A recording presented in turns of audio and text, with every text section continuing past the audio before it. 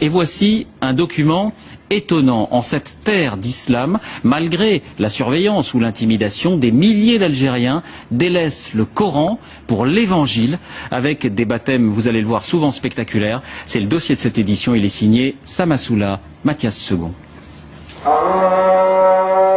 Le vendredi, jour de prière en Algérie, est aussi pour certains le jour du Seigneur. Une villa sans croix ni clocher, l'église du plein évangile. Chaque semaine, près de 500 fidèles s'y pressent.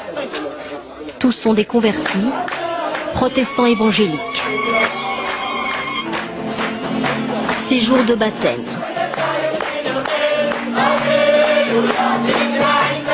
Des hommes et des femmes nés musulmans vont embrasser la foi chrétienne.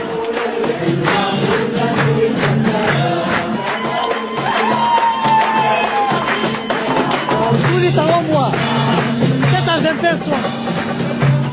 Hier, j'étais dans le noir, et aujourd'hui, j'étais dans la lumière. La plupart des familles sont là, parents, grands-parents, déjà devenus protestants. Il serait ainsi 30 à 100 000 à travers l'Algérie. L'œuvre de missionnaires évangéliques étrangers, aussi discret qu'efficace, mais pas seulement. J'ai découvert Jésus à la télévision, ça m'a touchée. Ça fait 2 mois que je suis convertie, comme mes enfants.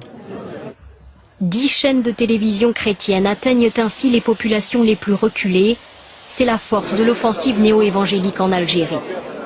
Alléluia, Alléluia, Si ces convertis-là ont choisi d'afficher leur nouvelle foi, d'autres préfèrent rester discrets. Dans l'islam, renier sa religion, c'est encourir la mort. Et cela porte un nom, l'apostasie.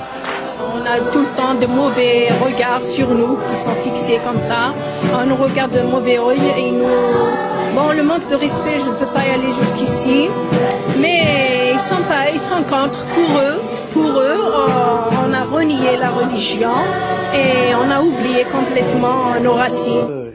Cet homme, très inquiet de nous parler, était jusqu'à sa conversion un fonctionnaire très bien noté. C'est par la haine envers les chrétiens que j'ai perdu mon travail. Ils nous accusent de faire le prosélytisme, mais c'est archi faux. Mais c'est archi faux. Lui était directeur d'école. Sa vie a basculé un soir de Noël. Ce soir-là, muni d'armes blanches, des gens du village ont mené dans son logement de fonction une expédition punitive. Ils l'accusaient de célébrer Noël à l'école. Son fils se souvient. Le voisin nous a dit 2 ou 3 fois une phrase que je ne vais pas oublier.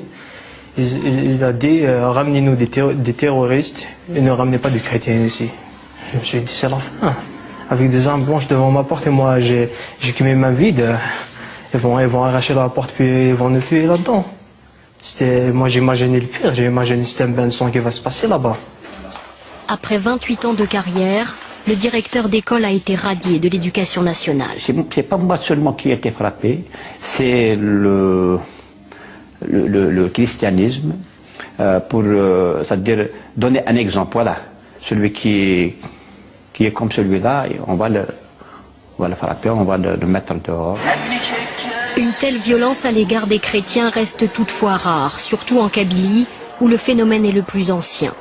À la sortie des mosquées, la question n'est pas taboue. Pour tous, les églises évangéliques achètent les consciences. On n'a pas encore vu quelqu'un qui a de l'argent, il a entré en chrétien. Toujours c'est des pauvres qui rentrent en christianisme. Tu as compris comment? Parce qu'ils donnent d'argent. Ils donnent des appartements, d'argent, des visas. Le gouvernement algérien qualifie le phénomène néo-évangélique de néfaste. Il a adopté une loi qui punit le prosélytisme de peine de prison. Les églises la dénoncent comme une épée de Damoclès au-dessus de leur tête. Transporter plus d'une Bible dans son sac est un délit.